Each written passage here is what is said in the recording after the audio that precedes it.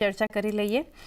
જે રીતે અત્યારે બજાર માટેનું સેટઅપ ઓવરઓલ જોઈ રહ્યા છે, આવતીકાલે પોલિસીની જાહેરાત અને એ પહેલાં રેટ સેન્સિટિવ સેક્ટર્સ જે છે, બેંક્સ છે, રિયલ્ટી છે, NBFCs ઘણી મજબૂતી આપણને બતાવી રહ્યા છે. આ બધા વચ્ચે FIs ફરી વિશ્વાસ બતાવી રહ્યા છે, તો DIs વેચવાલીની શરૂઆત કરી રહ્યા છે. ગ્લોબલ સેટઅપ ઘણું પોઝિટિવ આપણા માટે જોઈ રહ્યા છે. માર્કેટ વિથ સ્ટોક સ્પેસિફિક ઘણી પોઝિટિવ છે.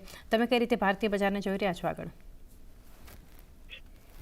વેરી ગુડ મોર્નિંગ ચાંદની. જે પ્રમાણે ભારતીય બજાર, ખાસ કરીને આપણે જે 20મી નવેમ્બરે ચર્ચા કરી હતી કે માર્કેટની અંદર આગળ જતા FII ની વેચવાલી ક્યાંક ને ક્યાંક ઓછી થશે, કારણ કે જે પ્રમાણે આપણે જોયું હતું કે CLSA નો રિપોર્ટ આવ્યો હતો ને ઇન્ડિયાનો એક વેટેજમાં એક વધારો થયો હતો, એ ઇન્ડિકેટ કરતું હતું કે ચાઇના તરફનો રૂખ હતો એ શોર્ટ ટર્મ હતો.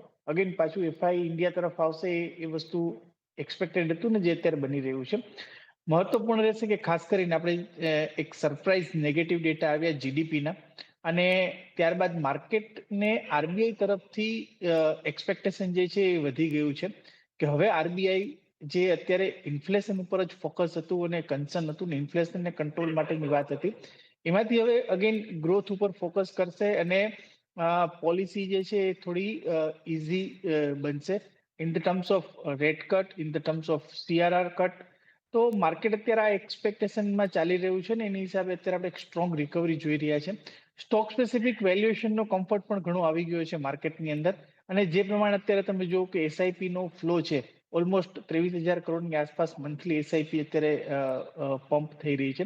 એટલે ડેઈલીના આપણે જોવા જઈએ મંથલીમાં જો ડિવાઈડ કરીએ તો 20 થી 22 સેશનની અંદર ઓલમોસ્ટ દરરોજના 1000 થી 1100 કરોડનો ફ્રેશ ફ્લો અત્યારે SIP નો આવી રહ્યો છે.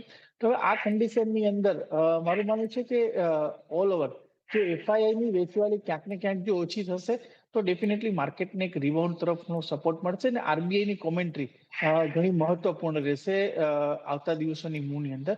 પણ ઓલ ઓવર મને લાગે છે કે માર્કેટ જે ટેકનિકલ સ્ટ્રક્ચર બની રહ્યું છે, 200 દિવસની એવરેજ પાસે એક સ્ટ્રોંગ સપોર્ટ એરિયા થઈને રિબાઉન્ડ બની રહ્યો છે.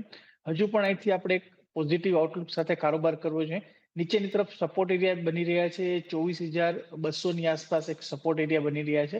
એટલે ઓલ ઓવર મને લાગે છે કે ગઈકાલના સેશનની અંદર જોવા જાય તો માર્કેટમાં થોડું સાઇડવે મુવમેન્ટ હતું, પણ બેંક નિફ્ટી ઘણી સ્ટ્રોંગ હતી, અને બેન્કિંગ સ્ટોકની અંદર હજુ પણ અહીંથી એક પર્ટિક્યુલરલી PSU બેંક્સમાં અને પ્રાઇવેટ સેક્ટર બેંકની અંદર HDFC બેંક એક માર્કેટને સપોર્ટ આપે એવી સંભાવના દેખાઈ રહી છે. એટલે વ્યૂ મારો શોર્ટ ટર્મ બુલિશ છે, પરંતુ અગેન RBI ની આવતીકાલની પોલિસી અને RBI ની ગાઈડન્સ ઘણી મહત્વપૂર્ણ રહેશે આગળના ડાયરેક્શન માટે.